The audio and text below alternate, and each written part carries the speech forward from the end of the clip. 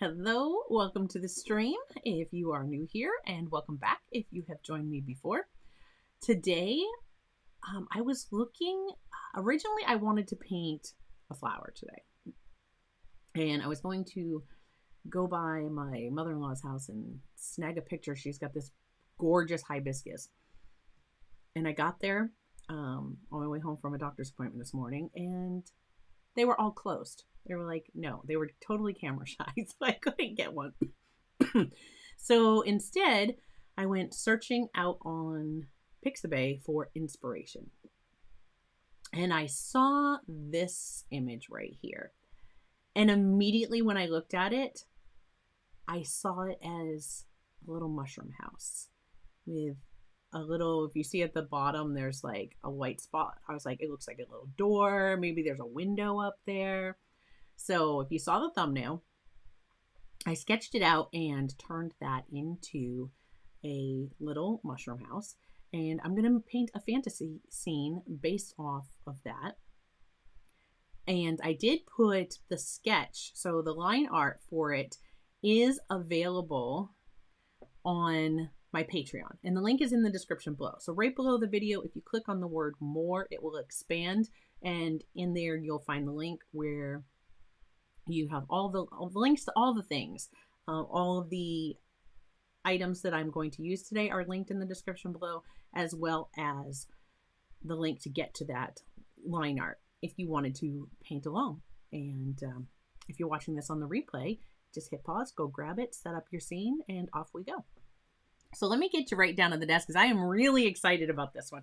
I have wanted to do artwork with these like whimsical little like fairy scenes or little, you know, like the fantasy woodland type scenes for a while now. Kind of like that little illustrative, but yet not, because I want them to kind of be more realistic. But yet we know that, we know it's fantasy because you're not going to find little creatures living in mushrooms. At least I don't think so.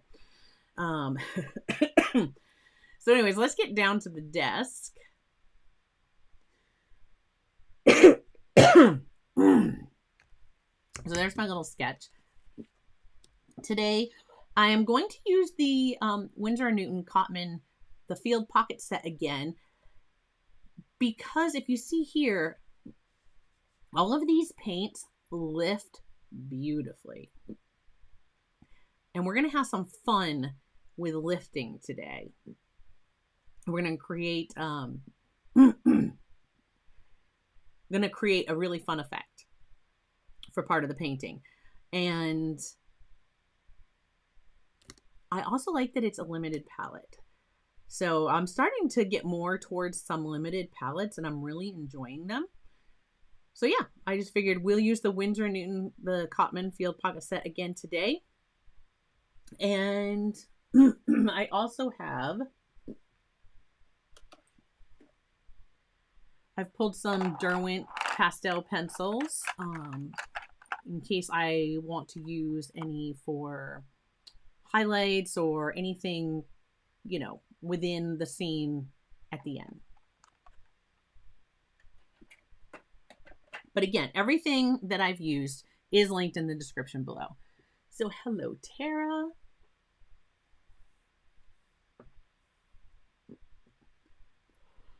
All right, diving right in. The brushes that I'm using today are my Mimik brushes. I have my 3/4 oval wash, a size 12 round, and a size 6 round.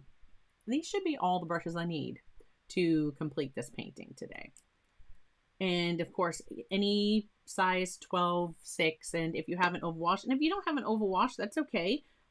You could always use a flat, or if you don't have a flat, just grab the largest round brush you have, and you can use that as well. Use what you have. So to begin with, I'm getting ahead of myself. I was getting ready to start throwing water into the background. I'm really excited to paint this. Can you tell? All right. I'm just priming my colors. I probably won't need all the colors, but just priming my colors so that they are wet. And I'm going to mix up some paint first. So because I'm using my, excuse me, because I'm using my field palette, I'm going to use one of my ceramic plates, and I'm just going to mix on this. So you'll be seeing me grab from here and coming to here, because these are small. I mean, if I was like on plein air painting with this, I would certainly use these, but we're in the studio. There's no need. There's just no need. Okay, so to start with, bring my water a little closer to me here. Hope everybody is doing well. I am going to grab, I'm going to grab my Payne's Gray. I am going to be mixing up the color for my background. I want this to be like nighttime in the woods. So I'm going to start with Payne's Gray. And then I'm going to come right over here. I'm not worried about rinsing my brush right now. I'm going to come right into my ultramarine blue so that I get kind of an indigo. Now, if I was painting with one of my other palettes that had indigo, I would just grab indigo. But I would also be using some Payne's Gray to darken up. And I'm going to show you, you'll see in just a few moments what we would use that for. So I'm going to use, this is my 12 round that I mixed it with. I'm just going to let this set here.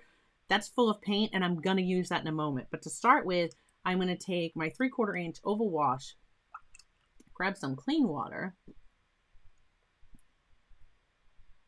and I'm just going to come in here and wet my background.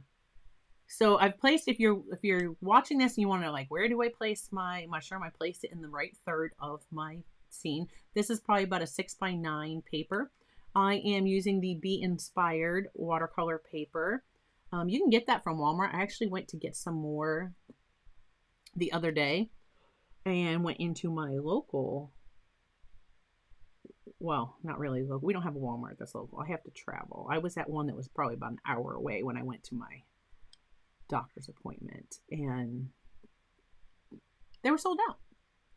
Couldn't get it, but I can get it online. And so, yeah, the link is in the description below, and they are affiliate links.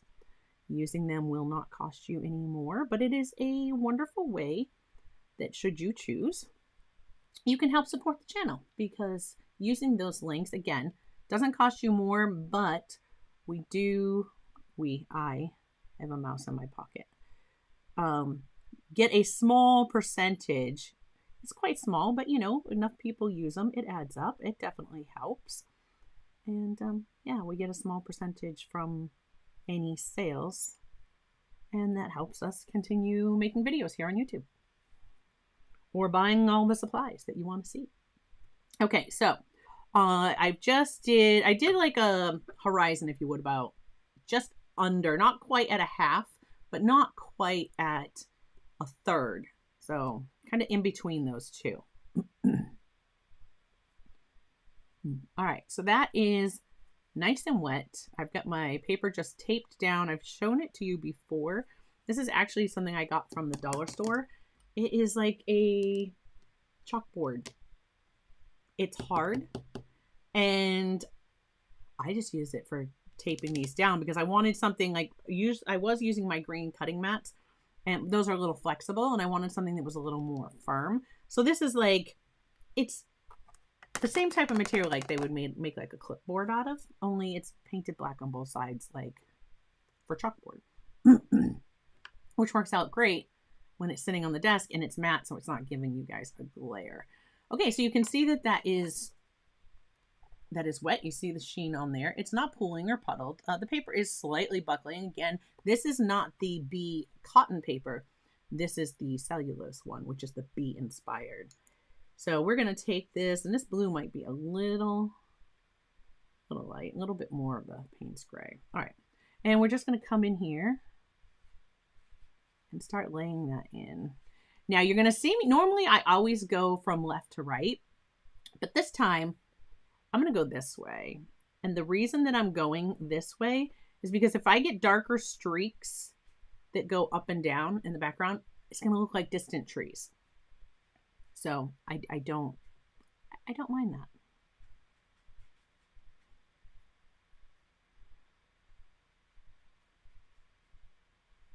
I'm just going to lay down a wash in here. I'm not worried if I like make a mess. I went beyond where my water was. It's fine.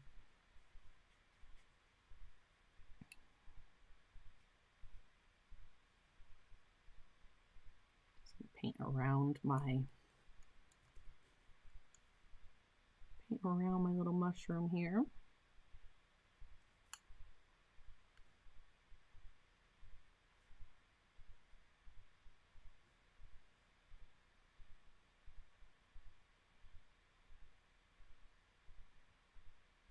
There we go.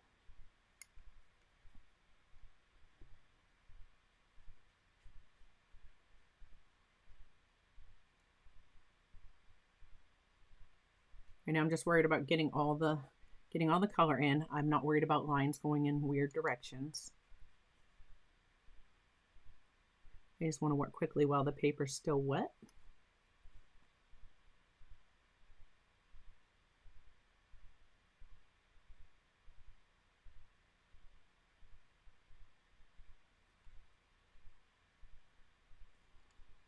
I'm just going to lift that. Went right into my mushroom. There we go.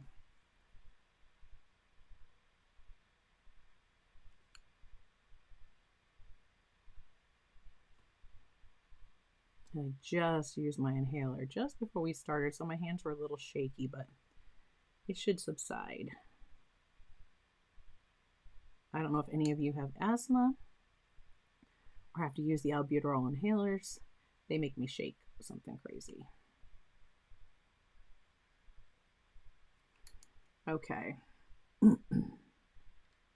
Definitely need more.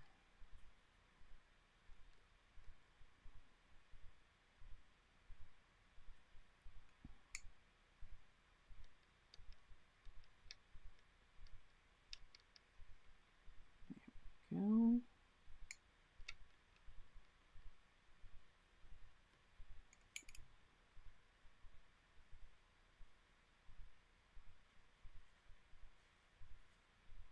I definitely wanted that darker. Now this is where you're just going to see me kind of keep going back and forth.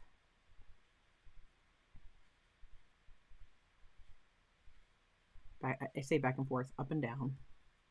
You can even turn your paper if that makes it easier for you.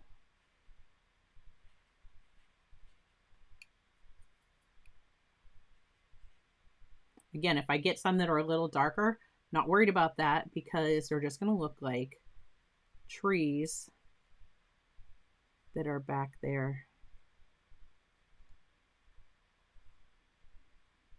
in the woods.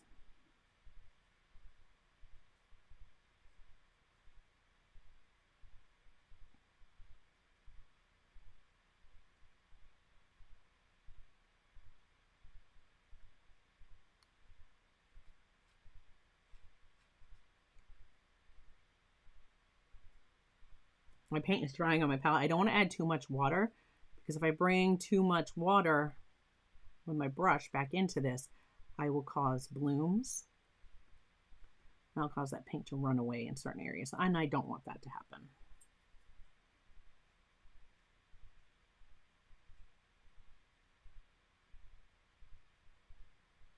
Again, if I come down further here, like I did up in these areas, I'm just going to embrace that. You'll see we're going to get there in just a moment. This first part goes pretty quick, putting in this background.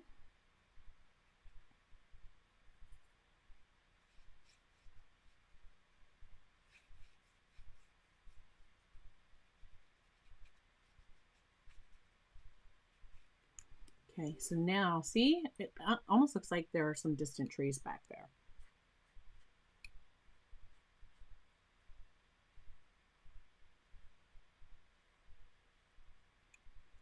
Okay, I'm going to once again grab some more of my Payne's Gray.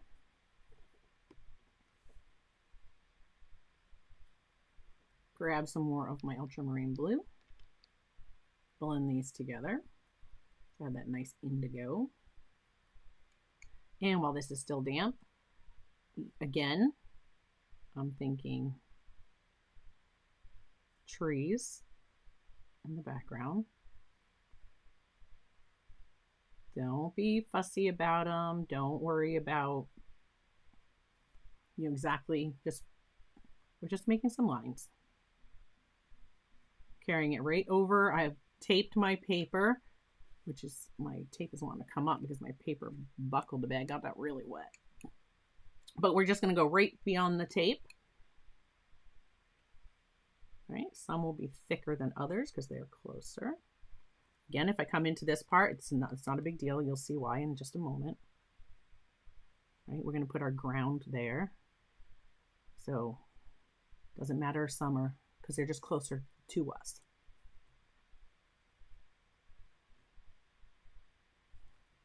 So I'm just going to keep going down my page again. And I want these to be various sizes.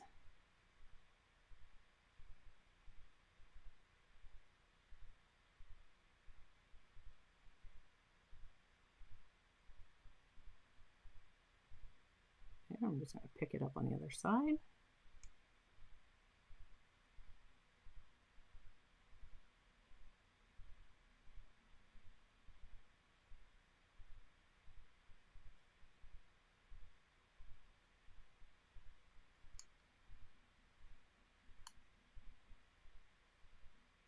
You don't want your brush too wet for this. You don't want to have a lot of water in your paint. You see mine is pretty dry. That's like not moving. It's really staying there. This paint is not really wet. If my brush was really wet and I came back into this, it's going to push that paint from in my background away. And it's just going to leave me some really, really weird marks. It would bloom, it wouldn't look, trust me, it wouldn't look right.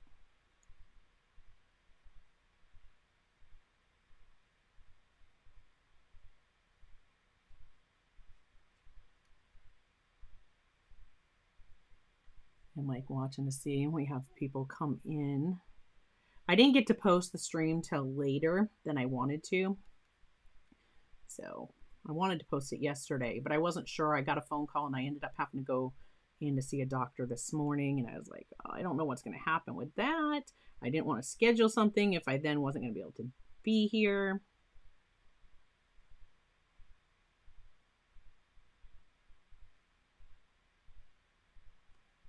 It's been a day, and I am very happy to be sitting here painting with you.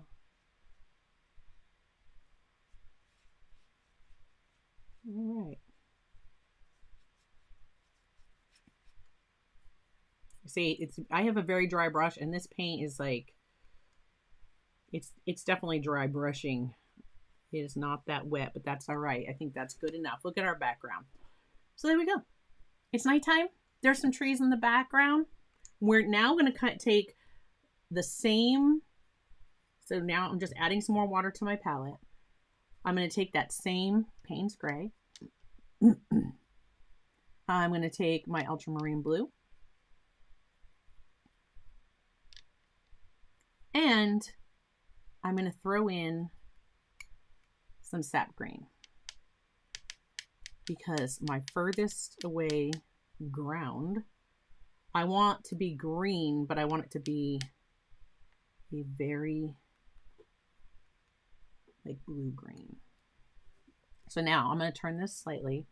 I'm going to come in here and you see what I was saying.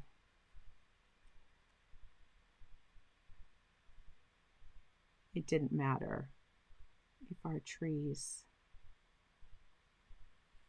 came down a little bit.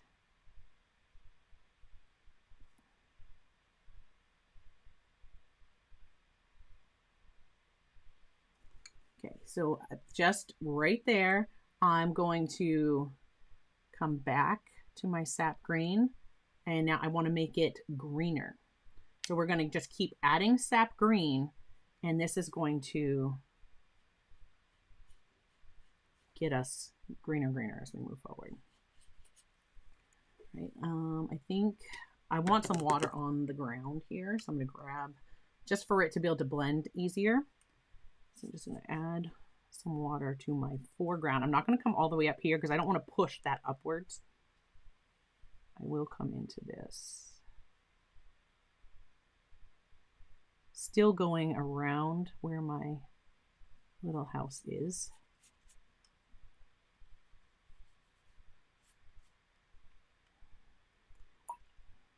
Rinsing that because my brush got some of that color in it and I didn't want the green on my stones there, not yet. Right.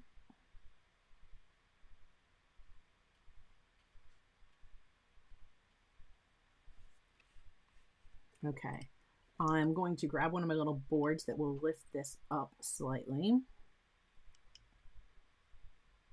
I'm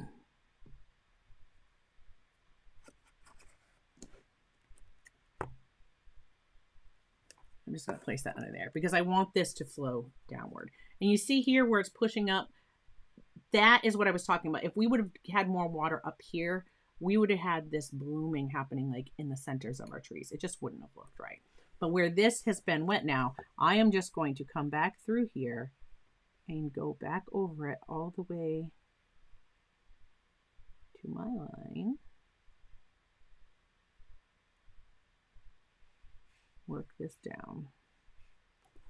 Same thing.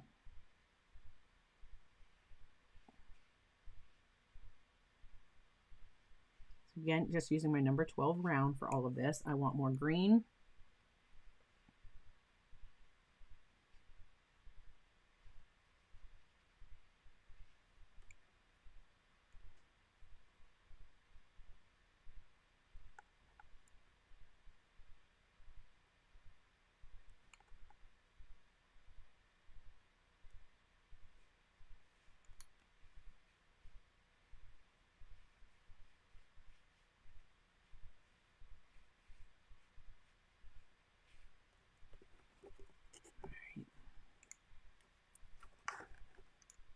Grabbing some more of my sap green, bring that in here.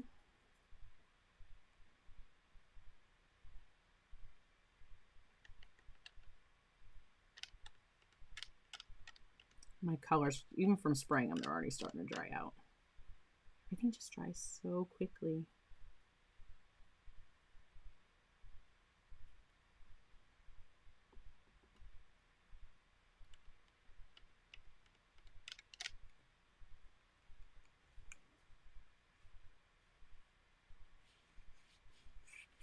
That all the way forward. I'm going to kind of paint in and around my little stones that I have here. I'm not worried if it's some dry brushing or leave some white spots. It's fine.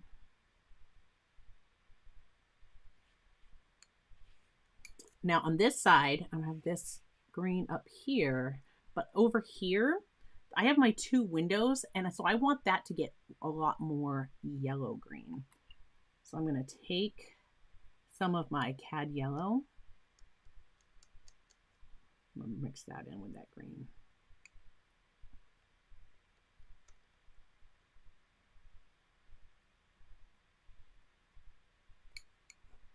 And I'm going to throw a little bit of that.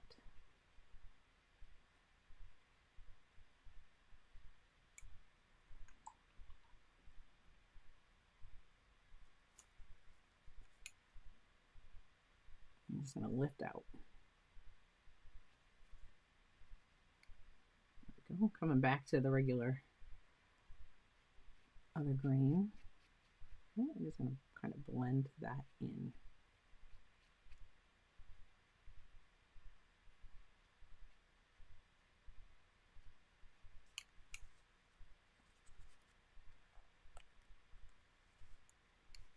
Okay. Now I'm going to bring some more sap green over here. want to darken some of this up. So just coming back to that ultramarine and Payne's Gray. Put some more of that in there. Our colors definitely lighten so much. I don't mind if some of this comes forward.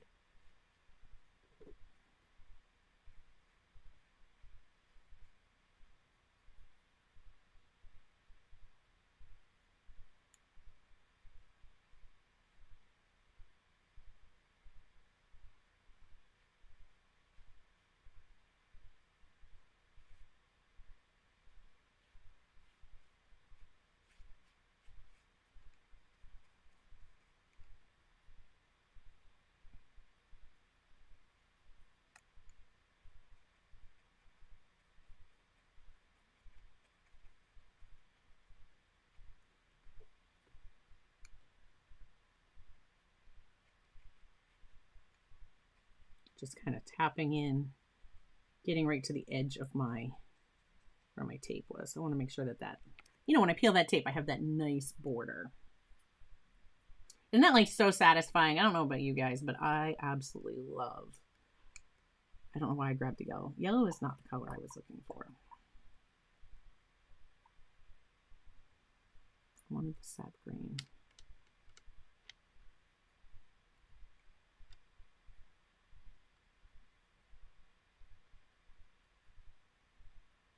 There we go.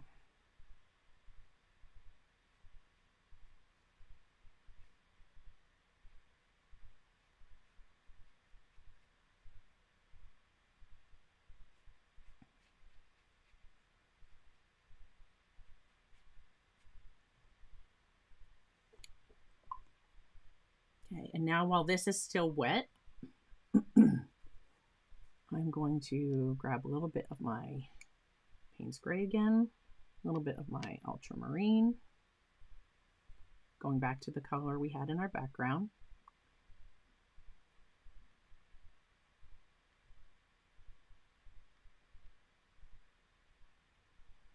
Okay, I do not want a real watery mix of that. And I'm going to bring in a few that are going to sit on top. I'm going to start at here and just bring them down. And we'll anchor these trees by bringing it down into that green.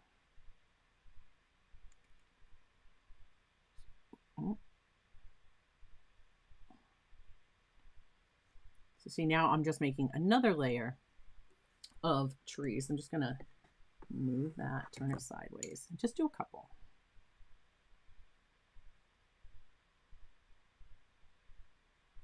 I don't want to fuss too much. I want to put it down and leave it alone. So if I go too much, I'm going to start removing color. I'm going to start lifting what's underneath, and I don't want to do that. So I just want to put in a few. Put one over here as well.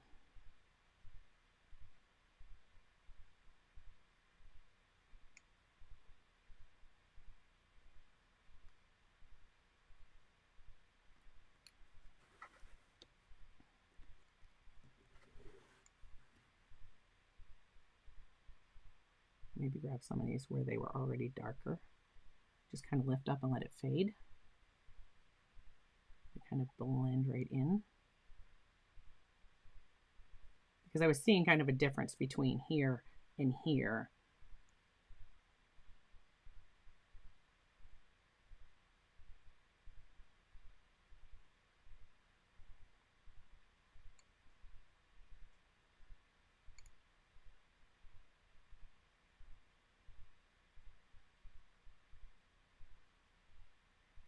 There we go. Hi, Rob. All right. And now I don't want to get any weird blooms here, so I'm going to come back to this green. I got too much water in my brush. I'm going to come back to this, and that color that I had over here. See, I'm like, I can't fiddle with it too much. because it's going to cause, it's going to lift what's underneath. I remember I said these colors lift really well. You can't fiddle too much. I'm just leaving the rest. I just didn't like how that side looked. I'm just going to throw some more in here. All right, now this has to dry. This has to be completely dry. We are going to have a lot of fun with this background in just a moment. I'm going to mute you for a moment and dry this. I need to figure out a way to get that magic hair dryer like Joseph has. Okay, let's see. Mute you, and I'm going to check the chat while I'm doing this.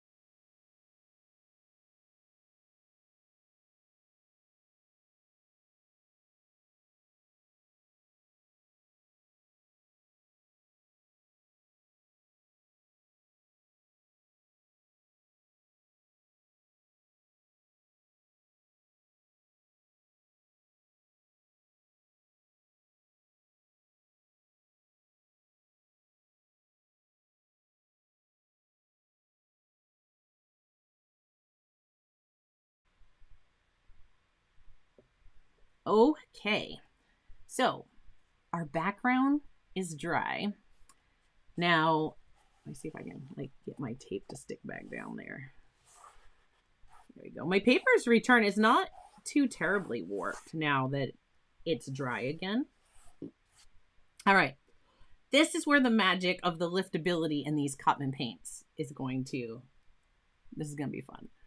So I'm going to take my number 4 round. Now you can do this one of 2 ways. I could just splat and drop some water droplets, but I don't want big ones that are too big. And let's just see how this one works. We'll give this a, we're gonna give it a try. We're gonna risk it.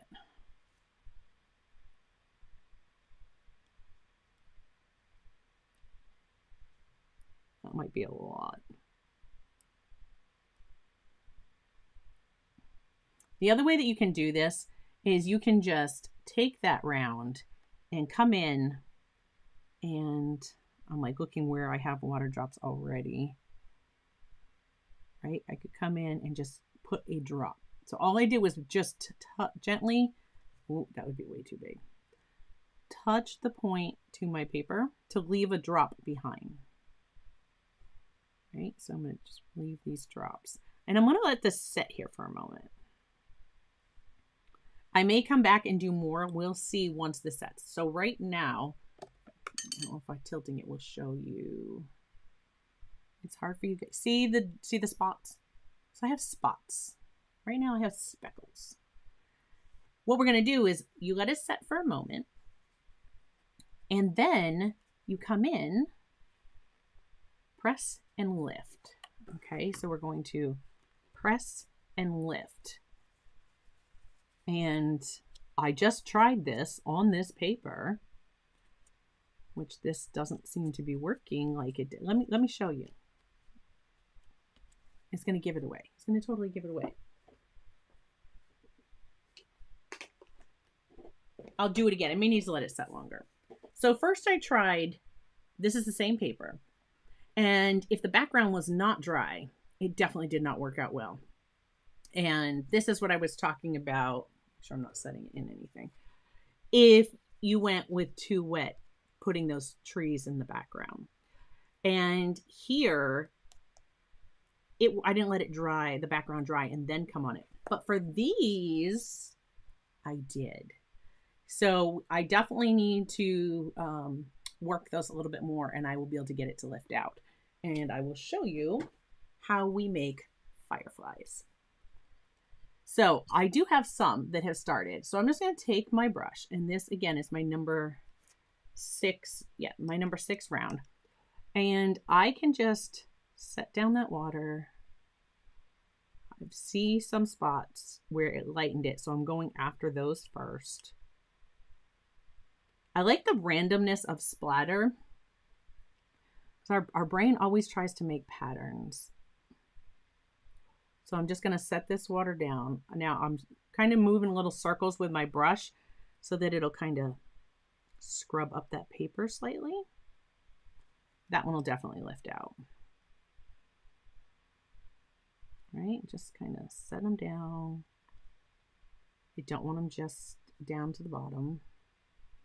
And I don't want this water to have time to dry into the paper either. That was a big one. That needs to come out of there. We don't want one that big. Put one there. Okay, so you see, you're starting to see the spots. I still have the water sitting there. It's starting to push that color away. Too much. So now some of the ones I did first, I'm going to go ahead and lift that color out. Just pressing with a piece of paper towel straight down and lifting straight up. Okay. So you want to make sure whatever watercolors you're using, whatever you choose to use for the background, make sure it is a color that you are able to lift.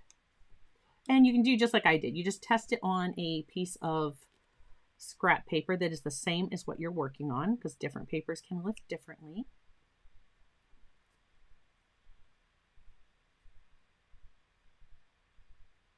And you're just going to see how I can just scrub these little circles. And I'm not scrubbing. I say scrub, but I'm just gently pressing with that brush and like working in circles. And you'll start to see the color disappearing underneath your brush.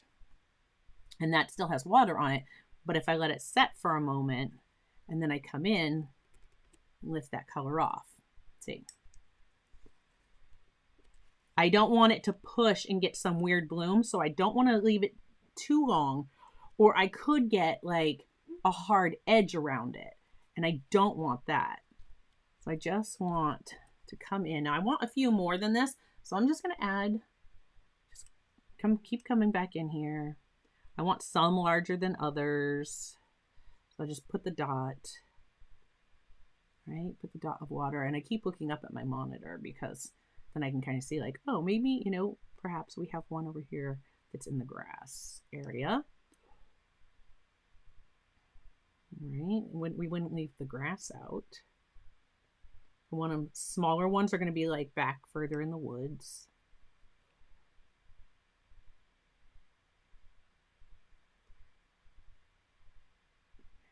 And then of course you're going to try to remember where you put these water drops down. Now see, this Cotman paint lifts so well. It's very easy to do this technique. Look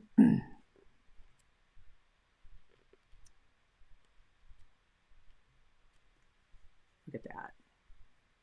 It's going to be magical.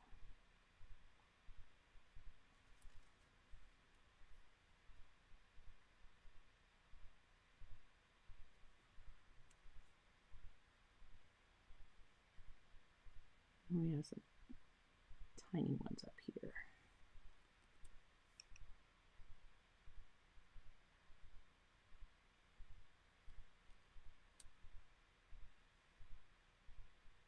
Excellent.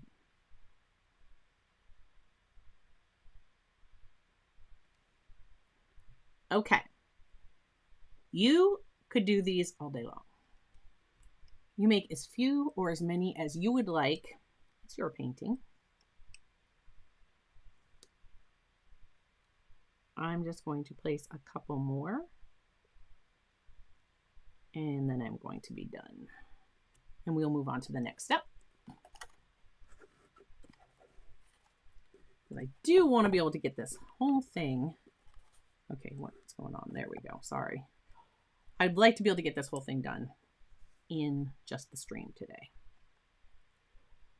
Because I'm terrible about going back afterwards. Like I did one with gouache. I was trying to do a little woodland scene just with the trees and such. If you remember back then, it was some time ago. And I never got around to finishing it. It's still not done. I wanted to come back and glaze color over it, and yes, it's still not done. I don't tend to go back. It's like if I don't finish it when I'm doing it, if I start something else, then ADHD, I don't even know where it went. It's gone. It's gone. I'm not working on it anymore.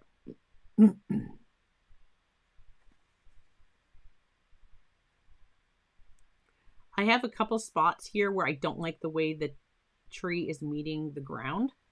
So you know what? I'm just lifting out that area, and there's going to be a firefly floating through the air conveniently in that very spot.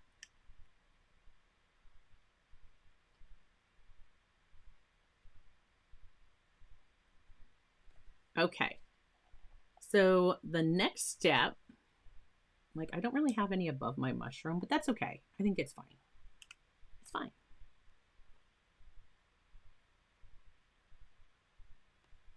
Getting this is like our biggest one. Maybe this guy's closest to us. All right, clean my brush. Now I'm going to turn my palette so I have a clean area, cleanish area. And then I'm going to want to take my lemon yellow. I just made a mess with that. Take my lemon yellow. There we go. And I'm going to come to each one of these spots. Whoa. Like all of a sudden, things went crazy on my screen. Okay. So I'm going to come to each one of these spots, and I'm just going to take that yellow and place it over where I lifted.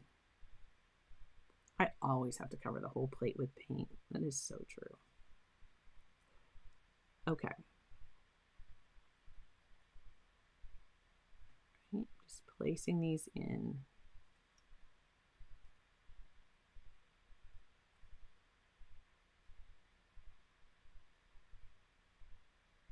I'm not moving it around too much. I'm not scrubbing too much because I don't want to mix. I don't want to reactivate some of the blue outside this and turn my wonderful yellow glowing lights from my fireflies into floating green orbs. So I'm just focusing on dropping this color in where I lifted. All right, I need to get some more.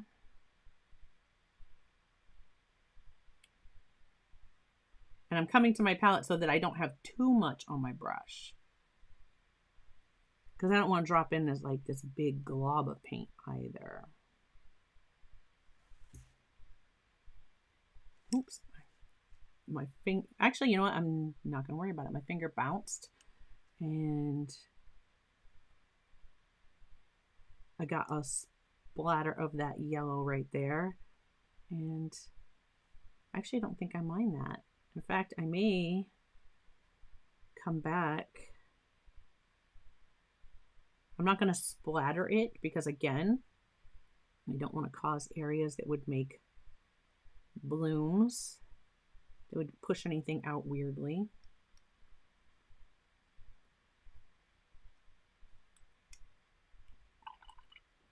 My brush was getting really dry, so I'm just rinsing my brush, going in the clean water. I'm going to grab my yellow again.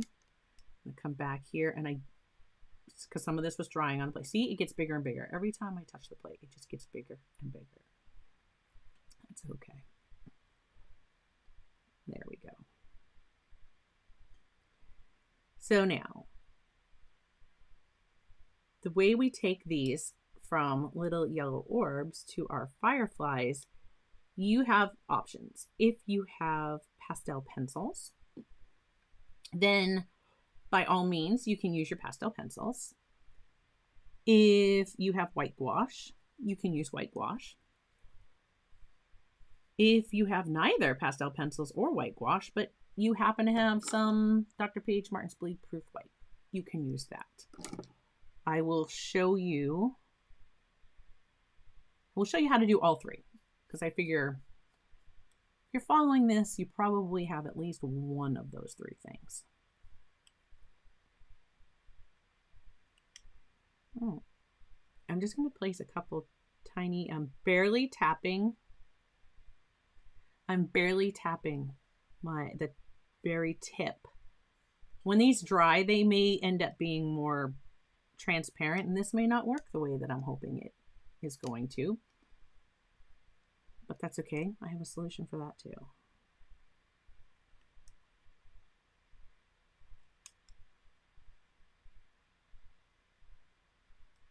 This is very dry. I could take some of my white gouache and mix it with my yellow and just tap like that to get those little further distant ones. Because when it dries, it is blending in. So that's what I'm gonna do. Or I could do the Dr. P.H. Martin's Bleed Proof White. I could use that as well. Okay. So let me dry these really quick, and then we'll move on to the next step. And our background will be pretty much about done.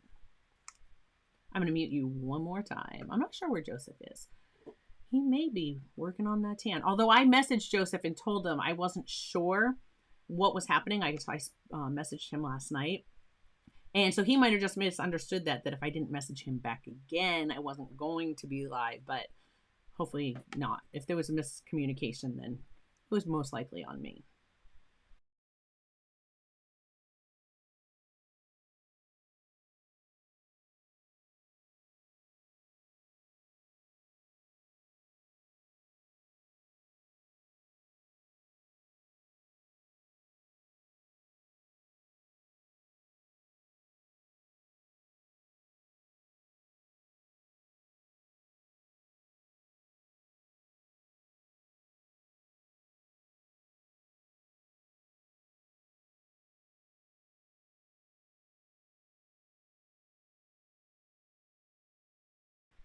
Okay, so the first and definitely the easiest is for me to take, and I have both here.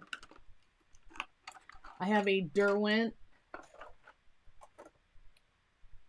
I have the Derwent Titanium White, and then the Carbothello by Stabilo, and this is the number 100. So you can either one. I would just come into the center and make a white mark, and see how much that illuminates when you do that. And so like that, or if I take either way, my Derwent one, the Carbothello looks, the Carbothello is coming out brighter, so maybe I'll use that one. I believe I'll link both in the description. See how much they light up, but when you look closely, you still have that yellow glow.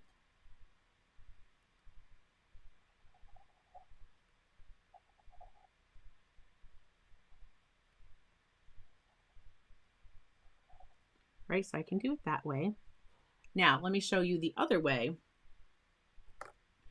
I could take like the Dr. P.H. Martin's Bleed Proof White or gouache. They will work the same. So this one or the gouache will work the same. I'm just going to grab some on my brush and, of course, place it right here on my palette, because then I can show you what I was talking about for the little tiny ones at the same time. So just having that on the tip, you can come in and touch the centers of those yellow orbs. and really start to make them glow. And if it's too bright, you just tap it with your finger and it'll dull that down. I kind of like the look of the pastel pencil better. It's softer, but I can take that white, mix it in with some of this yellow. And now I am going to have a much more opaque to do some of these little tiny spots that I touched in, because I don't want them to look like little green specks floating around out there. But see how they look much further away?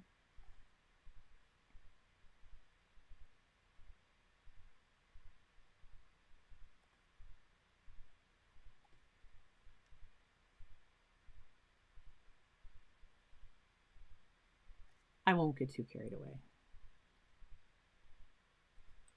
Okay, rinse that out. I'm going to do the rest of these. I'm gonna grabbing my Derwent. Because I kind of like the softer white where it's not so harsh.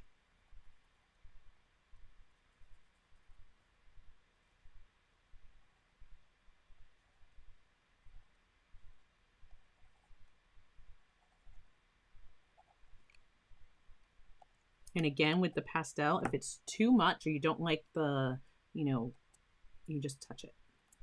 Softens it right up. So even these where I put the Dr. Page Martin's Bleed Proof White, I'm just kind of going over them to kind of get the whole thing a softer glow.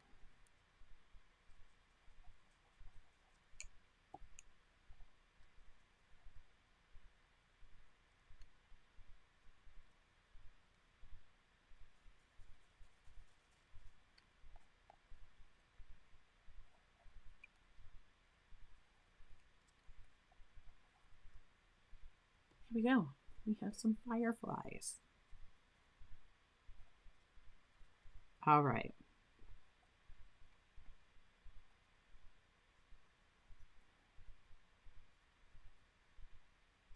And of course, you could just take your pencil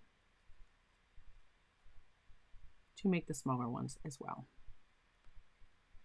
So there's many ways to do the same thing. You do whatever works best for you based on the supplies that you have. Okay, so now it is time to start getting in some of our mushroom.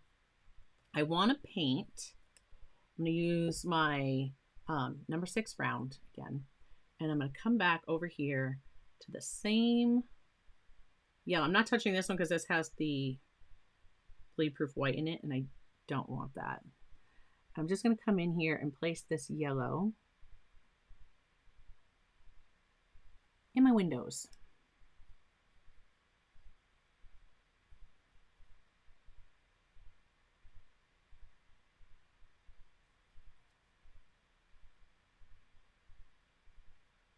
I am not worried about going over the cross, like the little X that's in there, because whatever I put on top of that will definitely get covered. I'm going to glaze a little bit or put a little bit of this on that sill. And I might even come in now, going ahead and touching some of that with the bleed proof white. Right? Just come in and put, I don't like that edge that I had there, it was a little hard. So I can actually bring some of this. I just went all into that bleed proof white.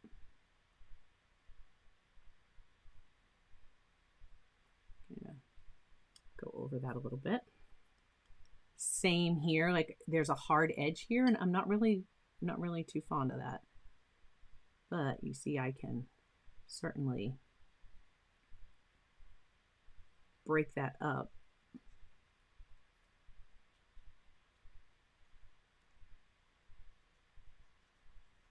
And by doing a little bit of gentle like scrubbing with my brush, so I'm just applying slightly more pressure, I am breaking up that edge. and it's blending some of that green in with my yellow. So there we go. We have that glow being cast from the windows outside. The other thing that I want to do is up here, the underneath side. So if I go back to the reference photo, which let me come back here for you guys. Okay, so we look at our reference photo one more time, which was here. See the green that's reflecting underneath that mushroom? So the ground is reflecting back up to it. I kind of liked how that was happening and thought I want to bring some of that in to what we're doing. So I'm going to come in here and wet. We're on this side, right? So this is my light, the side with more of the light from my windows and such. The underneath side. I've got the whole thing wet at the moment, but I'm just going to move that down onto the stem of the mushroom, just because I don't want a harsh line to form. Now these are the colors I was using in my grass.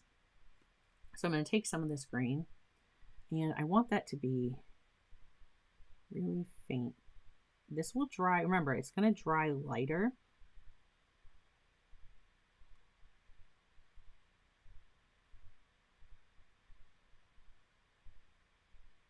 I want to get some of that color reflecting onto there.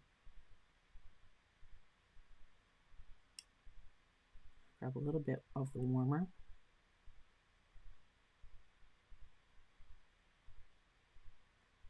Okay, and I'm just going to leave it. I'm going to let that dry. So now we have kind of reflected light coming back up. All right, for the top, I'm gonna grab my bigger brush. I don't need that tiny little brush for this. That's more details. So back to my number 12 round. I'm going to wet the upper area, the top part of my mushroom.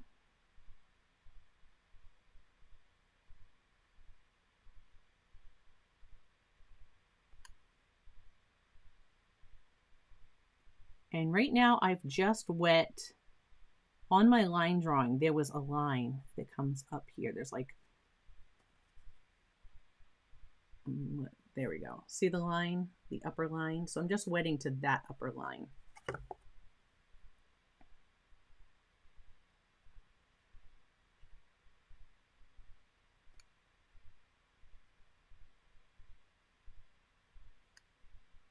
All right. I'll let that water absorb in for a moment. I've got a little bit too much because there's some pooling. So I'm just drying my brush, picking up a little bit of that excess. There we go. Now I'm just going to drop in some colors. I want some burnt sienna. So I'm going to drop some of that in. Right, and this burnt sienna against that blue background should really pop.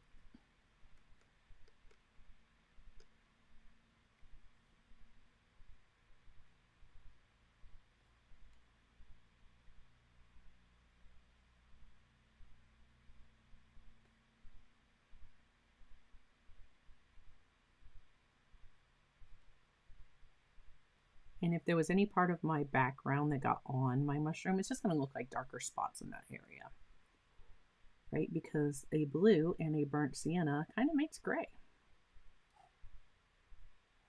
It doesn't kind of make gray, it makes gray.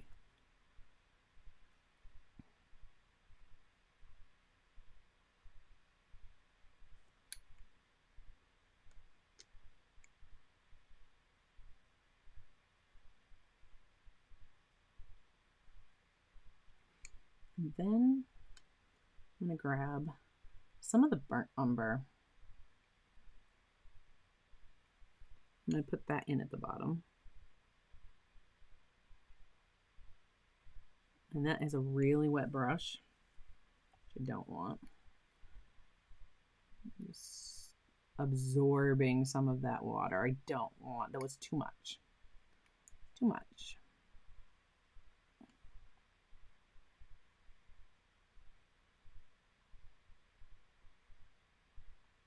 feel like this is already dry. My mushroom is already dried. And I don't want this to look out of place. It is nighttime. So I'm going to come back in with some much cooler tones. This is a bit warm.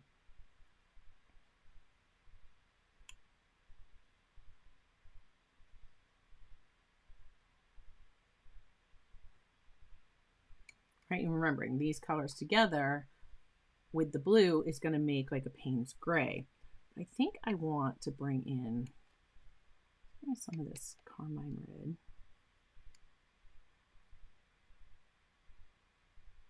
Some of this ultramarine.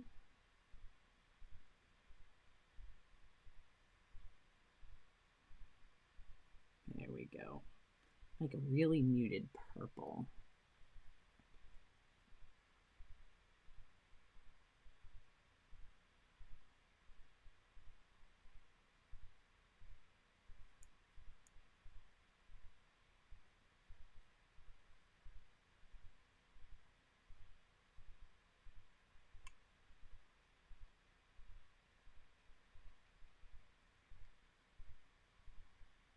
Which of course is just wanting to go brown. But I definitely want it to lean cooler. I looked at the same, the problem was I looked at the reference photo. It was like the reference photo was supposed to be to get it established. I wanted to bring much cooler colors in, and I started off with a very warm color. So we're just going to neutralize that some.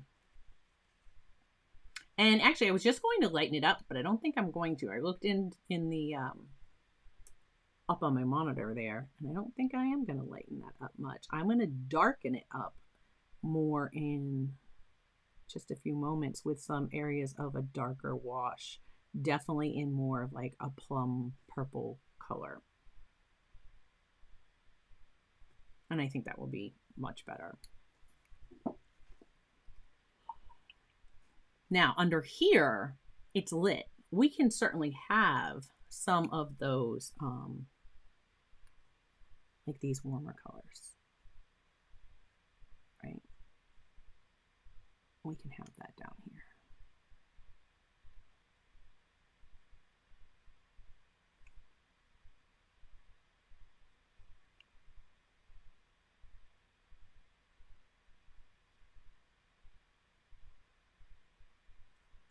I'm going to bring some of this up into this upper area.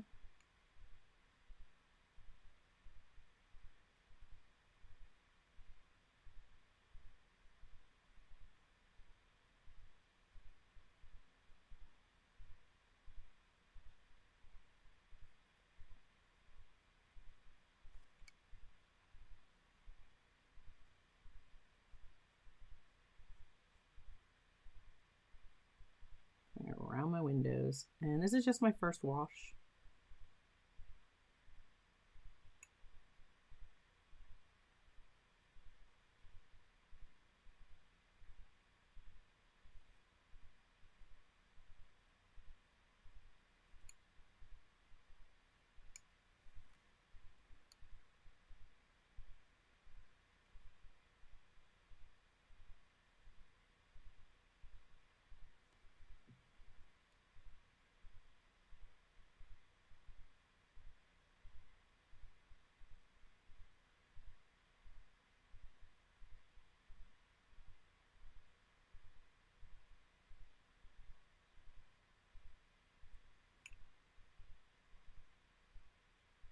Bring a little bit of darker.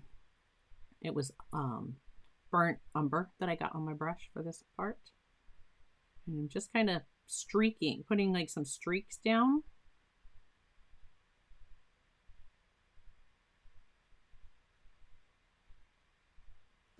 There we go. Just put some texture on it. And I'm going to definitely have some darker shadow through here as well.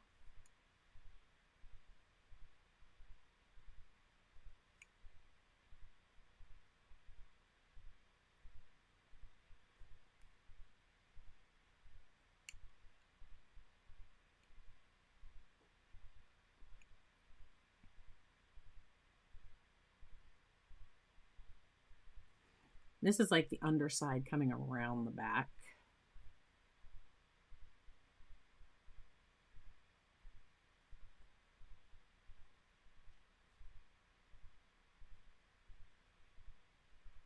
And I know that this one didn't show, you know, like those striations going out from when you look up underneath a mushroom, but I'm taking an artistic liberty and I'm just putting a few in.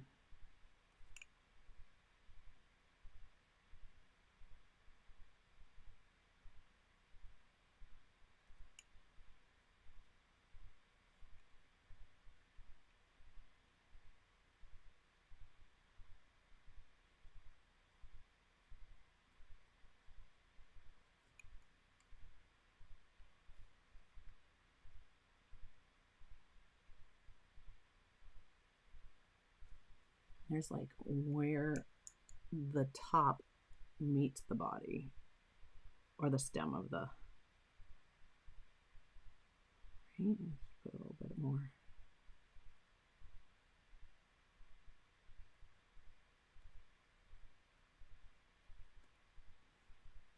There we go.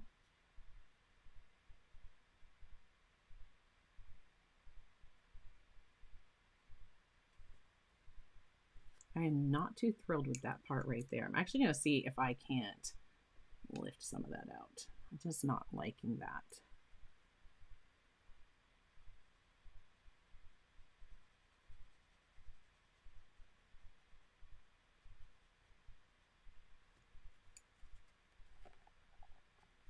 There we go. See? Never happened. Better. Okay. Now I want to work on another layer on this top part. It's starting to come together.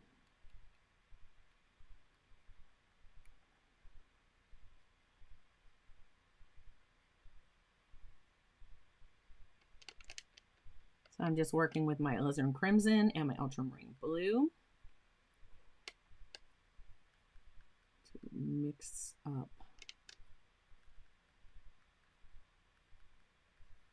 a nice plum, and I'm going to grab just a tiny bit of my Payne's gray, just desaturate that. Okay, I want to give it some texture on the top.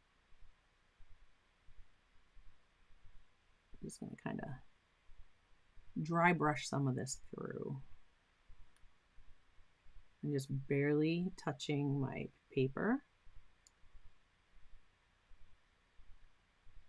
Right, because I want to see some of that color I painted underneath come through. Kind of give it some texture on the top of my mushroom. There we go. And I can even grab a little bit more paint spray, darken that up just a tiny bit more, and even drop a few darker spots, which is probably going to be kind of glared. I even have to turn my head to the side.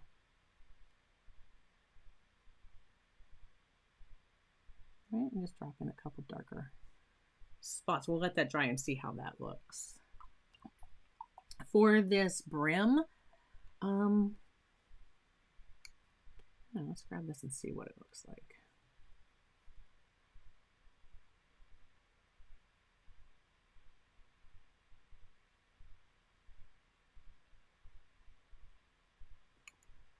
Don't know that I'm a fan of the purple. I need it to go flat again. Not really a fan of the purple, but I'll come back and adjust it. I just want it to be uniform.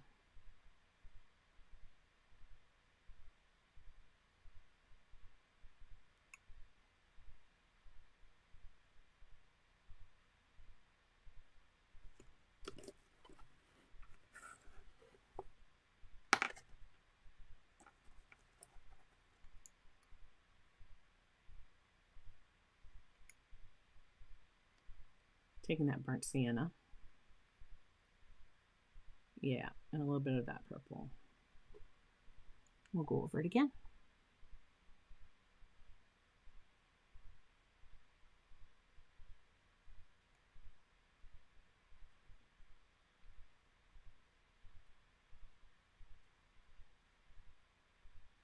like that better. In the reference photo, like the edge of it had a little bit of a highlight, like all the way around the edge. And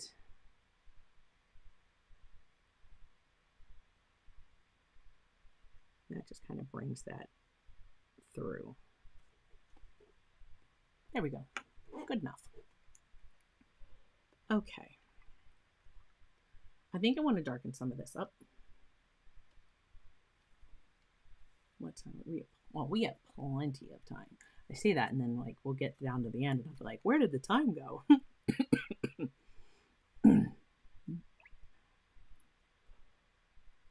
All right.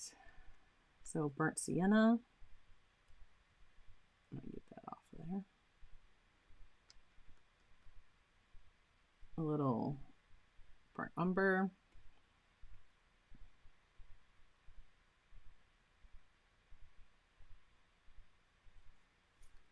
And I'm not going to worry about how warm this is, especially on the side where I've got my windows, because I certainly want that part to be warmer. Oh yeah, that really gave it some darker value, didn't it?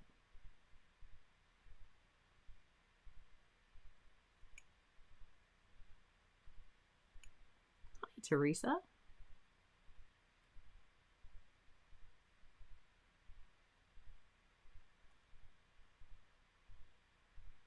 I don't think I want too much of that. This is supposed to be the lighter side. Rinsing my brush, tapping my brush dry, and I'm just going to come through, kind of move some of this so it's not so dark.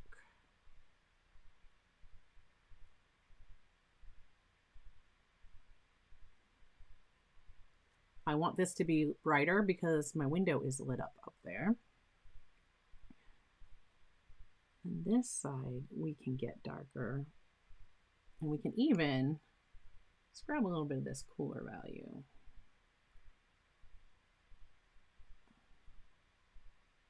Yeah. Definitely.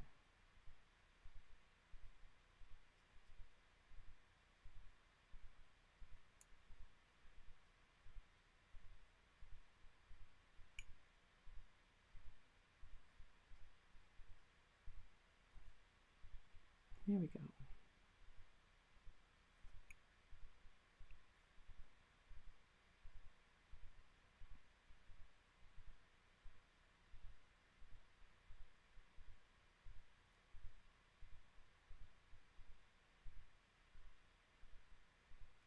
I'm just working the spot around the door, because that's going to be darker in there.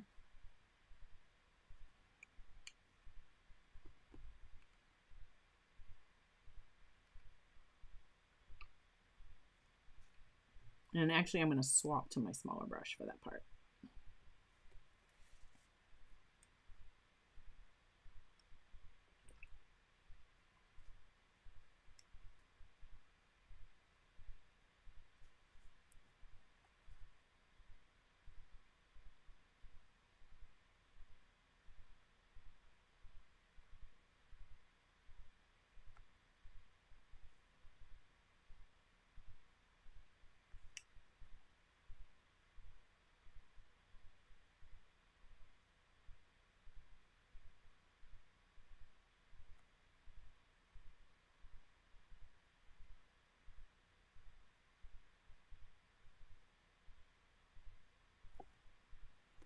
There we go. Our door is now set back in there a little ways. And while I have this on my brush, I come up here.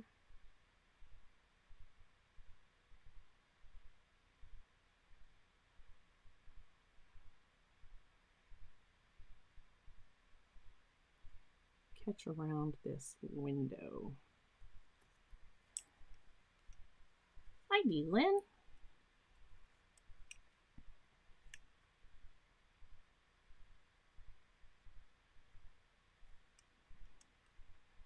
Grabbing more of my burnt umber. Make sure I don't have too much on my brush.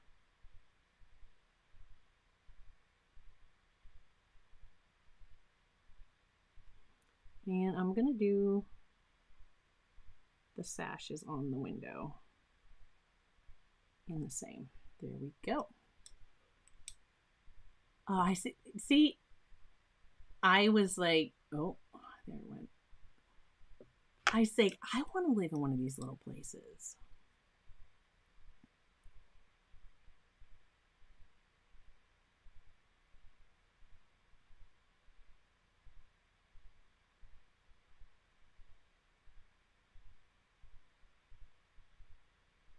And now it's also entirely up to you. You could do this as a line and wash.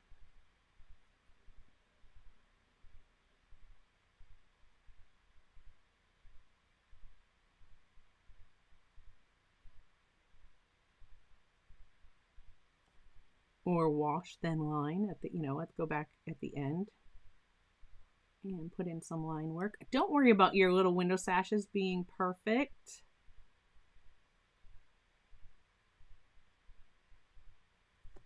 Oh, look at that. Now we have windows all aglow.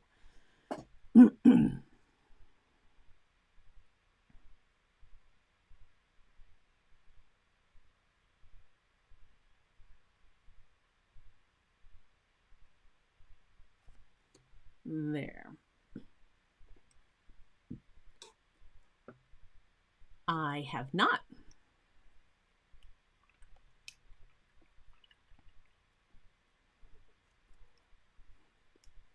Maybe that's something that we'll have to do at some point. Okay, now this is light. Now I wanted it to look like it was all aglow up under there, but I think this side definitely needs to get darkened up a little bit. So I'm gonna just thin down. I'm gonna thin down my burnt sienna.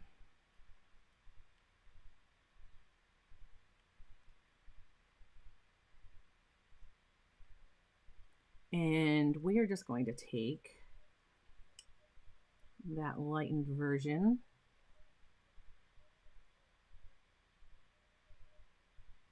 and let's just glaze right over this side. Yeah, I like that better. It's nighttime. It just seemed was too light. Right, and I'm still going to leave some of that green, like the lights in the grass is reflecting back up there. So I'm not going to worry about that too much.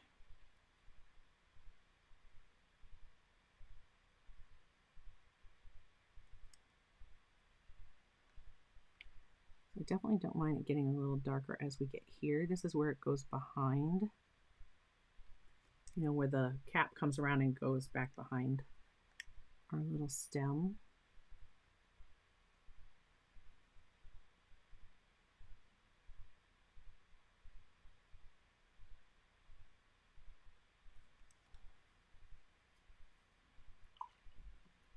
Just grabbing some of the yellow that's down here on my palette again. That has a tiny bit of that Dr. Peach Martin's Bleed Proof White still in it. So if I get a little bit of I'm just thinking like the light casting down from this window, if I had some of that yellow in here.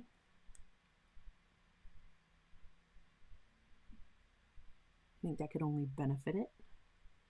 Right, this side's lit. There we go. And the other thing that I'm going to want is light this door, the light from the door. It's going to be casting some light also. Now here are my stones. They need to be like a gray color. I'm letting all this dry because I got to come in and do the door itself.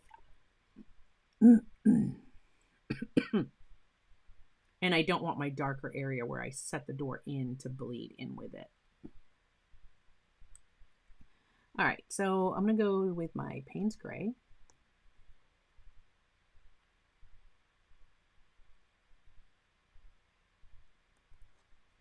Let's just put some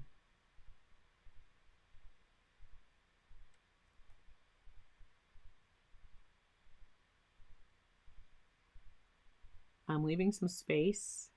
So I am going to put some yellow in with that.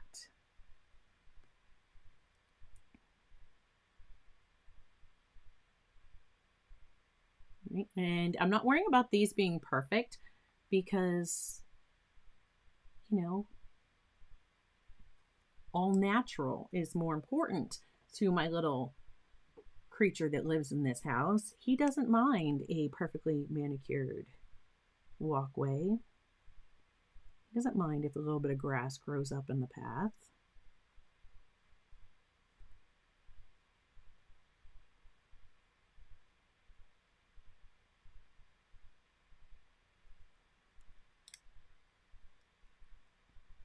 At least that's my story and I'm sticking to it.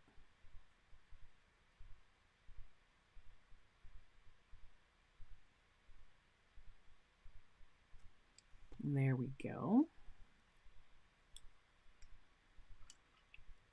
Now I'm going to take some more of my lemon yellow. Right, and I'm just going to touch in some spots here. I want that to be glowing by the front door. Oh, that is so true. You absolutely could. That's a great idea. I'm bringing some of that yellow over.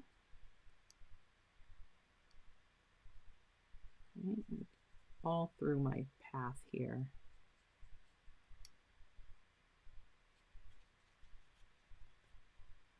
I just want it really to feel lit up. And I may have to even go darker on my parts of my mushroom to kind of get that glow. I mentioned in the beginning, I've wanted to do scenes like this for so long. And I don't think this will be my last. I definitely want to do more. I'd like to create a whole little, I just think of gnomes and sprites and fairies, and I used to have a little fairy cottage that I made that was actually in the yard here, and that's really dark. Okay, see, that's kind of what I wanted the door to be. I'm just gonna go for it, and then I can darken up around it. It's fine. But I had that in the yard. It was made with slate and moss, and it even looked like it had a little light outside. I'd love to have another one. That was years ago, and it has since deteriorated. Whoever moved in has long since moved out.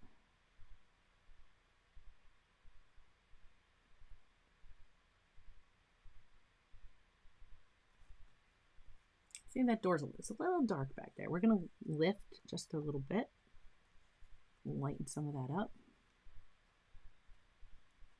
There we go. I guess I'm going to leave it like that.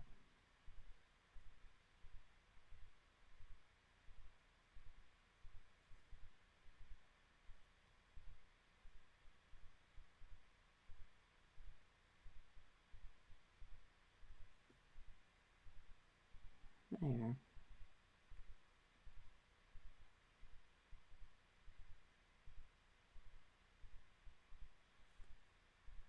There's his little door. Okay. I still think though that parts of this needs to be darker. Right? See? Oh my gosh. Could you imagine the little gnome coming outside, building his snowman? Yeah, I want to do more scenes like this. I could see me sitting there sketching some in my sketchbook for sure. And then turning those into some paintings. Yeah, I think we need to darken some of this up.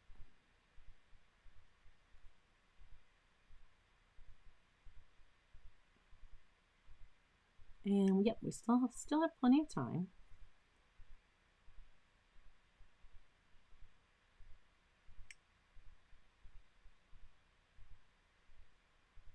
Now I do have my Hemi gouache. Should I decide that I want to come back with some gouache on any of this, I could do that.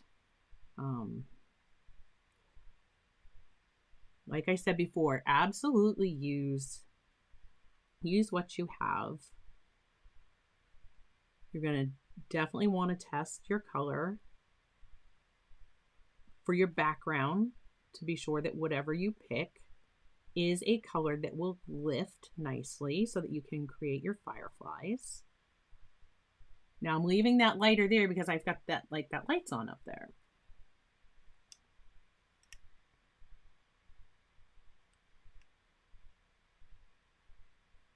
Is it Mushroom 6? They leave the light on for you. It's like Motel 6. If you live here in the US, you know exactly the commercials I'm talking about.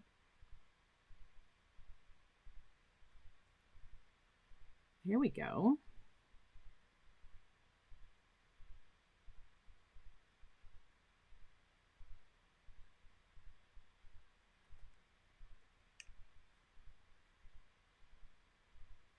Right, with watercolor, it does not hurt to start light. You can always build up. It's a little harder to go lighter once you've gone dark. Now I'm going to take this out so it's not lifted again. I'm going back to flat. I'm going to turn this. Sorry if that bothers anybody. And I'm just going to work on, we're just going to get some of the marks like you might expect to see on the underside of a mushroom.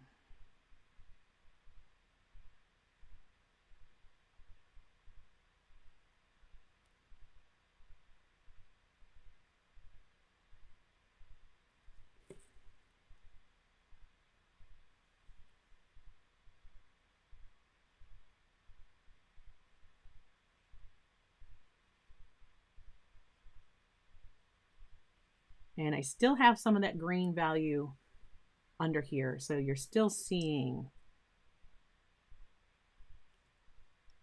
I definitely like it. I'm actually it's starting like it's glowing more, which is what I wanted.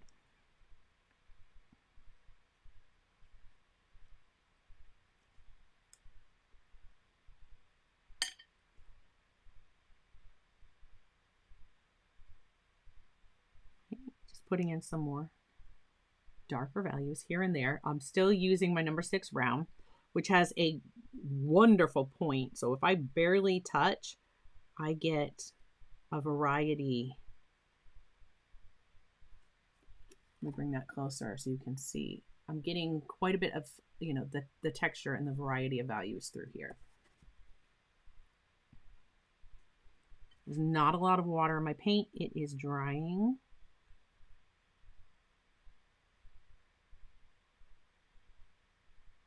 My brush is getting very dry too, so that's not going to work.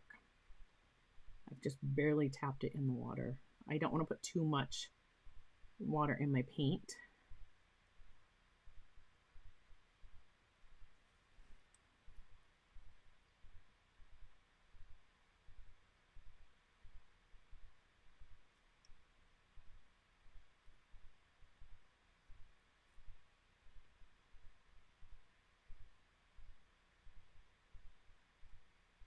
Trying to be careful. I'm like taking over where I had that brightness with the green for the light reflecting up. I don't want to go.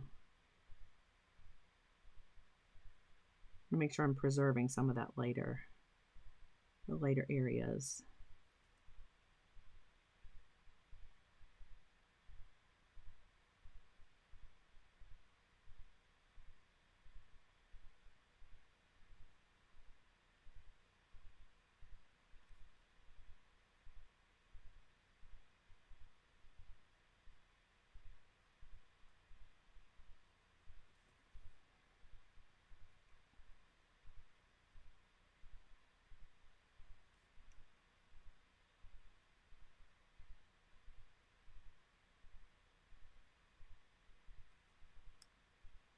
Go.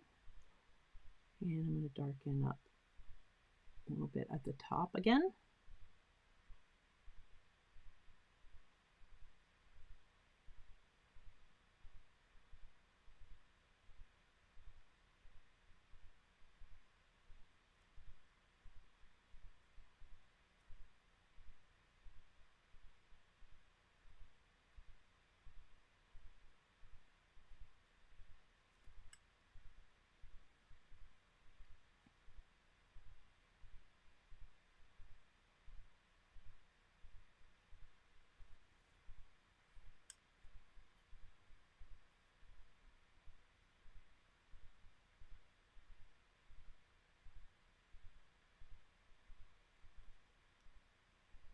we go. All right, I'm going to do a little bit more up here. And then I think our mushroom will be almost completed. And of course, I mean, you can just keep going and going and going.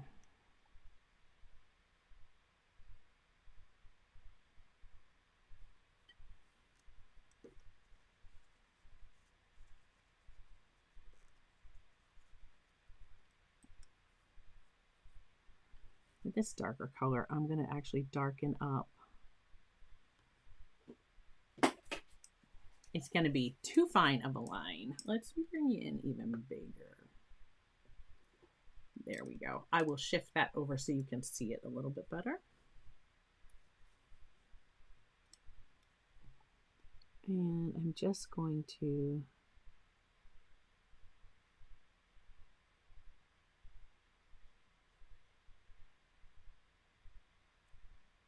put a little bit more shadow.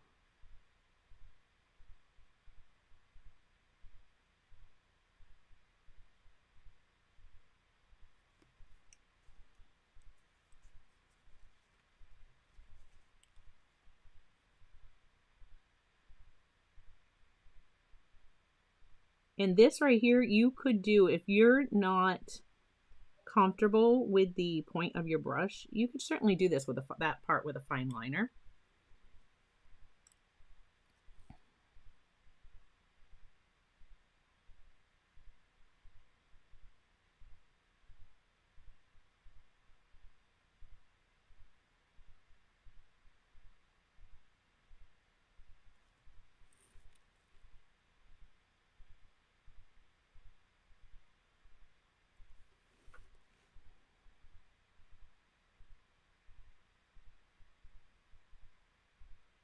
Put in a little handle so he can get in.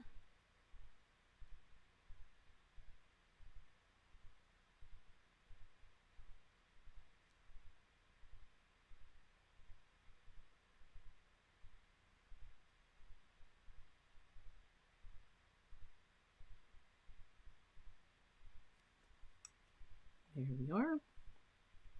Okay. And I still think there are even areas where it could get even darker, like up in here. And take some of that. Make that darker brown. Like right where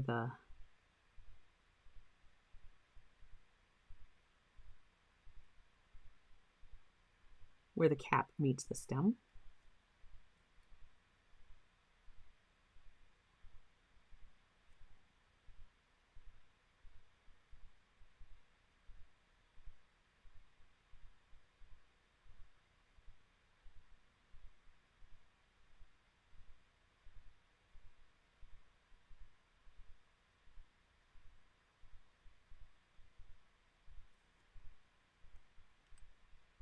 There we go.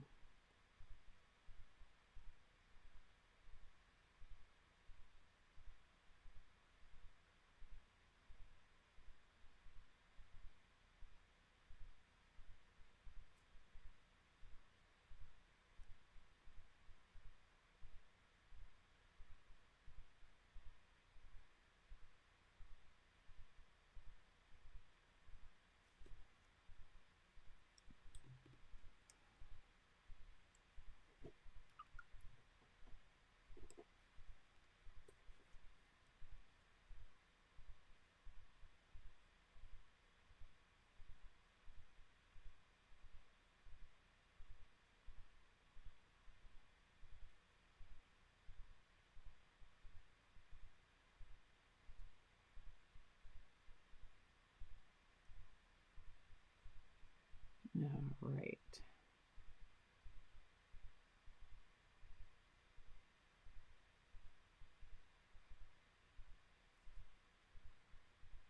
See, just sometimes it just keeps getting darker, but I actually am liking it better because it's nighttime and it should be darker.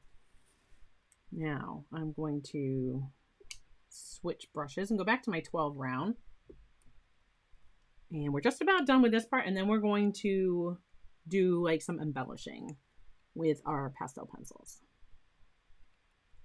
All right, so coming back to this purple that we've made, I'm actually going to bring some more of the paint spray in there. Let's go back. And that was the alizarin crimson, ultramarine, and some Payne's gray. And depending on if you want it more red leaning or more blue leaning, just depends on which one you put more of in the mix.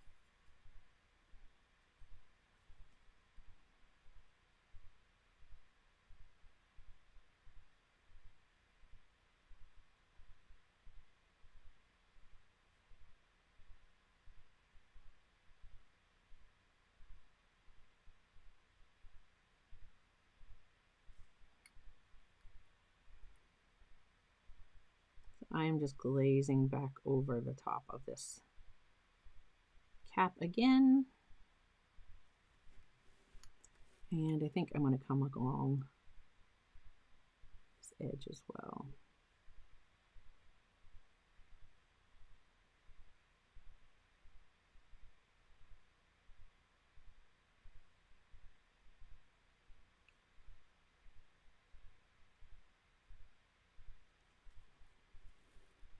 There we go.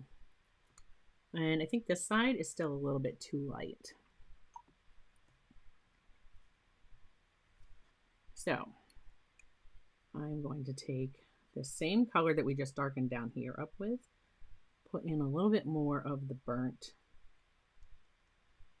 sienna. All right, and let's just glaze back over this section again. The focus, it might be changing slightly depending on where I move my hand. I don't think so. It's not supposed to. It's supposed to be locked on the artwork.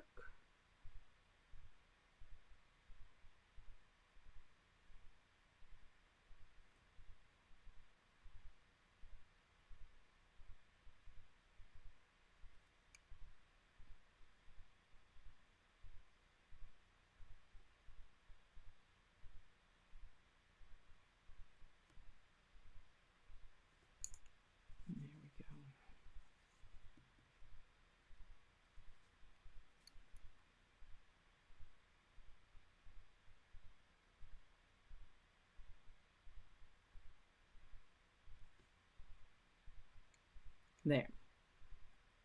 We'll go with that. Let me see. My apologies if I bump the camera. I just want to make sure.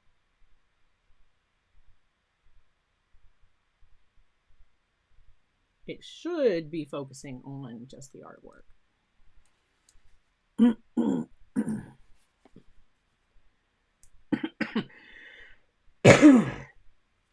Okay. Now let's get some final details. Take some of this dark color we had before.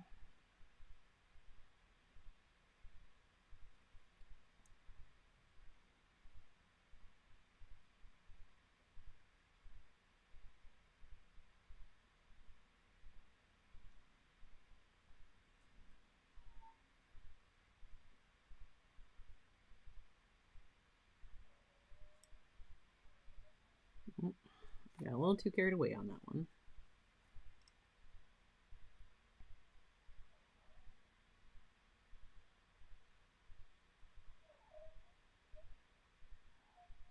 Okay.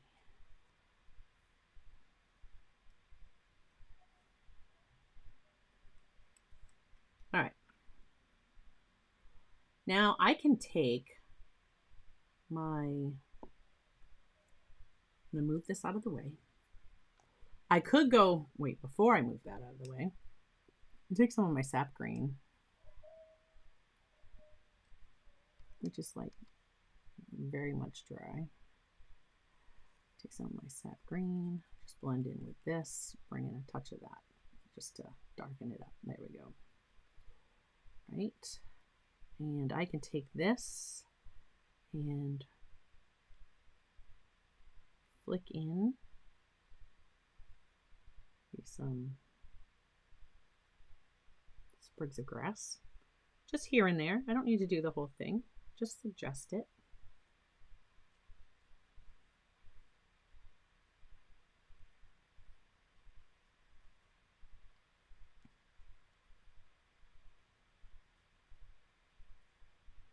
And I'm only doing this in areas that are more in the foreground.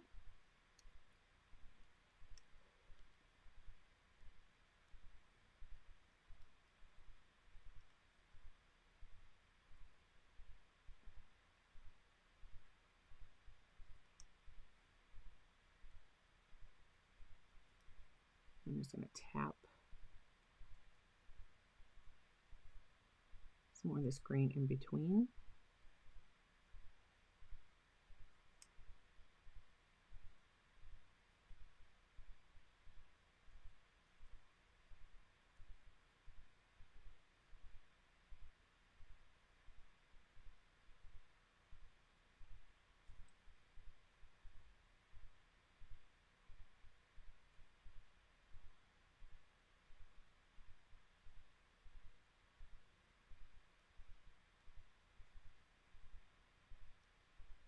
I don't want to get too carried away because I want to keep the glow I've established from my lights.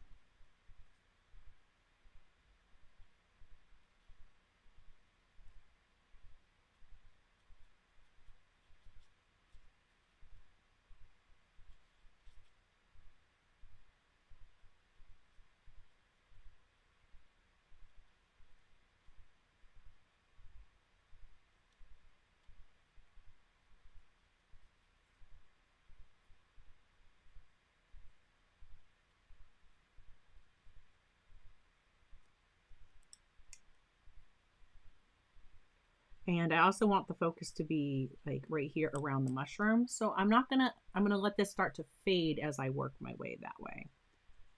I'm just gonna it'll get more and more spaced out.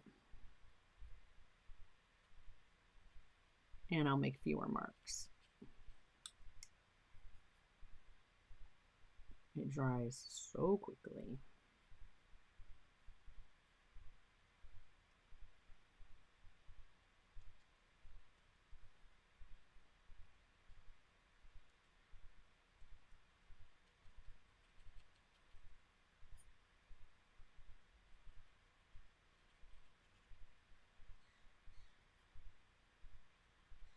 There we go. And I'm just gonna, like I said, let that kind of fade out as I get further this way.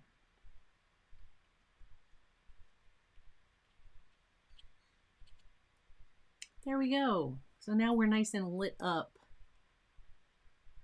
here.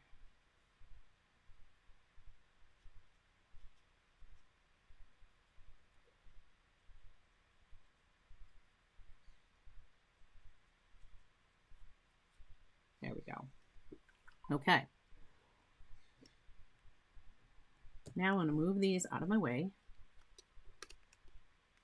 Just kind of close that palette up. Our watercolor's done.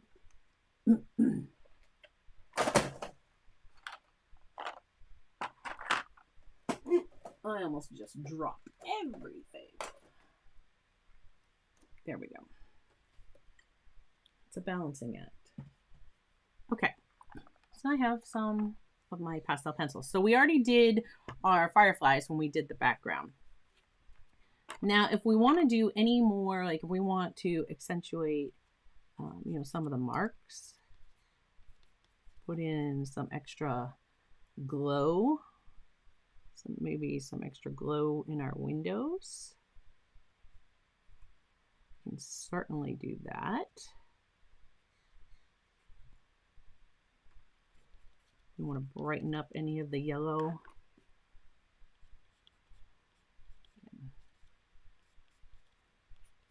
Take that pastel pencil, put some of that down.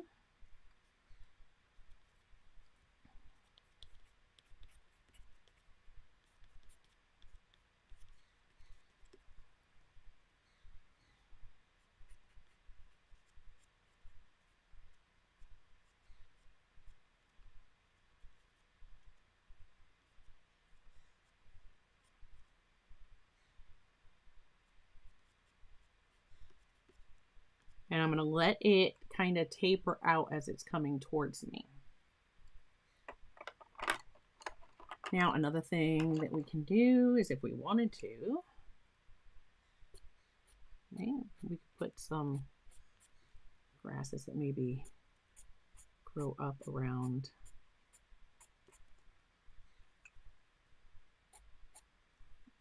And I'm just using, these are my Derwent pastel pencils. And this is Ionian green and forest green. Then I also have emerald green. I want to put some brighter, couple brighter spots. I don't want to go too much with this one because this color is not elsewhere, but you see how it just kind of let this start to look lit up as well.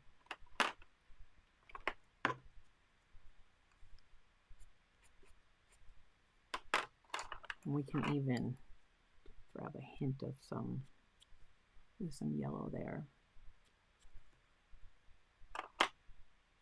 Okay. If I need more, that's a little too light, too bright. I mean, I know that our light is on at our door right there, but it's just a little too bright. Bring our yellow back in, kind of blend that around. There we go. Now our stoop is lit up.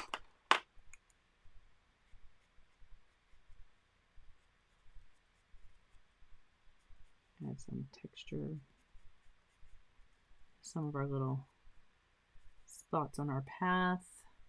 They just look like little rocks, little flat rocks they put in there. Maybe these are like little pieces of slate he found somewhere. I don't know. He used what he had. All right.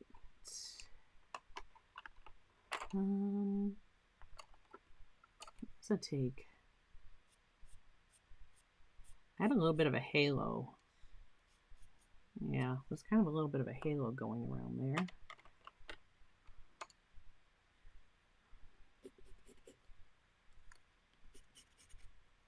Yeah, I want this. This one's darker.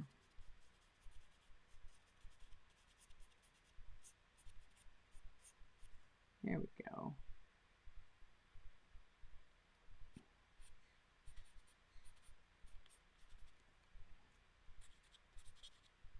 I can use that, put in just a few marks. Right, just to suggest some shadows in the ground back there. These greens are both very dark. One's a little bit more blue. I think we'll stick with this one.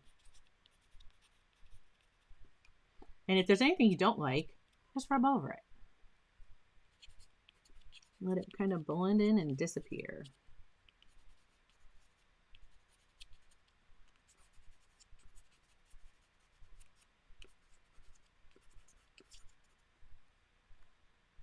Oh, brain started making some patterns there. Break that up.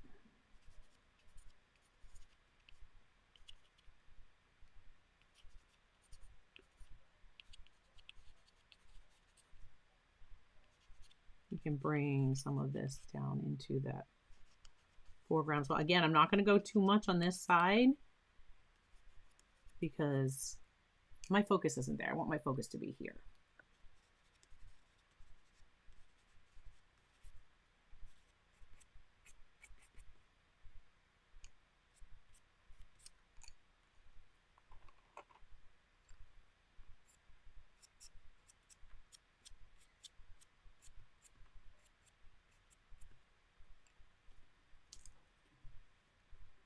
Okay.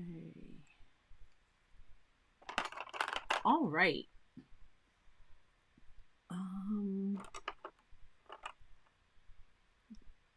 This is violet. I don't want the violet one. I want dioxazine. This is dioxazine purple. Right, so I'm going to kind of blend some of that in.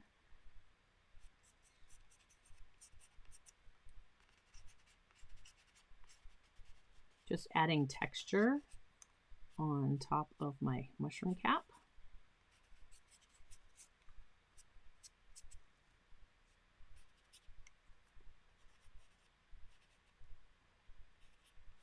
we go. And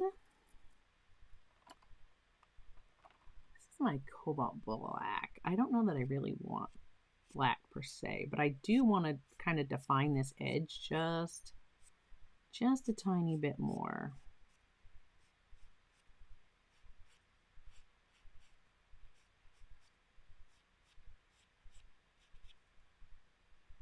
There we go.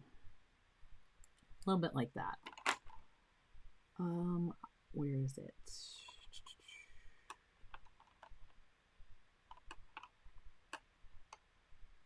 Maybe I didn't grab it. Oh well, it's fine. It's fine. What if we did? If I don't like this, I'll just clean it off. No, I don't want that. Okay. I think that right there is where I'm going to call it. Now, again, I could have used the Carbothelos or the Derwent pastels. I had both. So that's just going over the top of your watercolor to get some more embellishments. Let me heat up this tape so we can remove that cleanly, because we all know that is like the most satisfying part.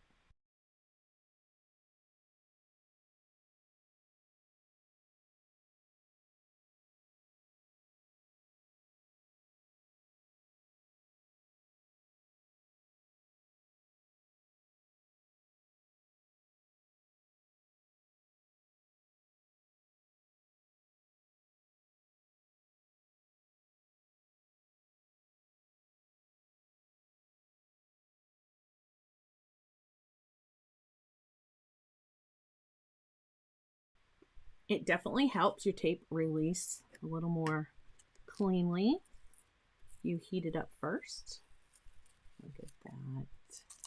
And I did not sign this one. Let me sign this. I think I will sign. I think I'm going to sign over here because I don't want to take away from the glow I've got going on over here.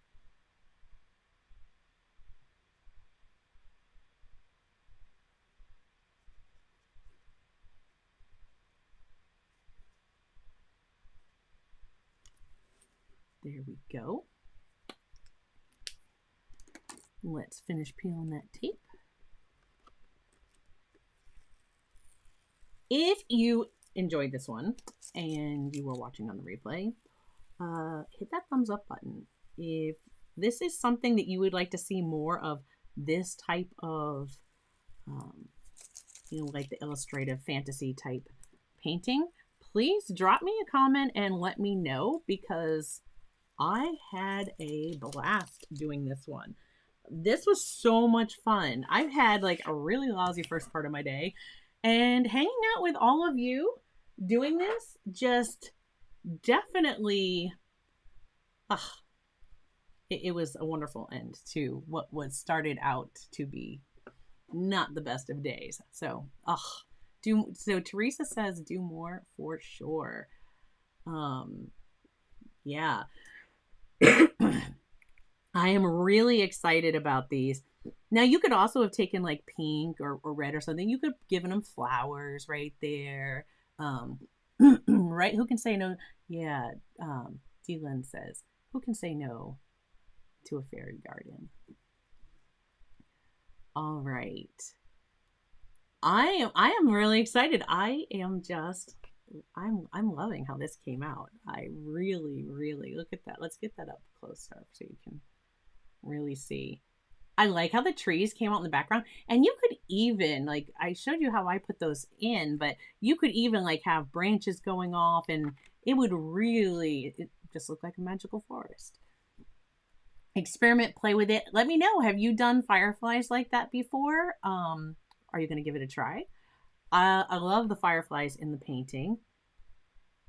I'm just loving this painting. I definitely want to do more of these. Definitely want to do more of these.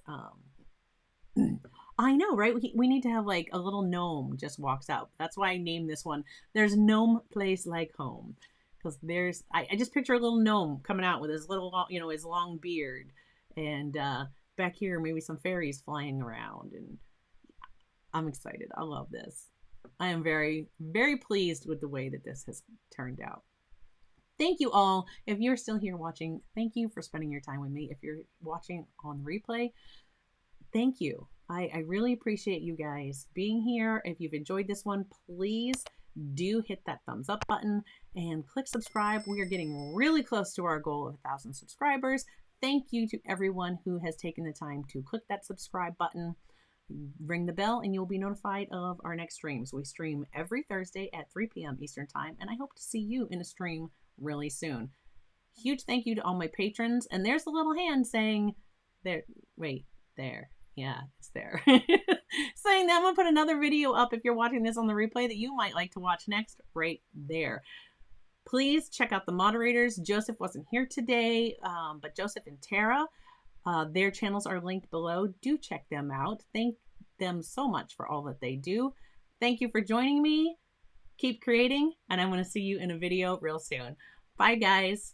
Have a great day.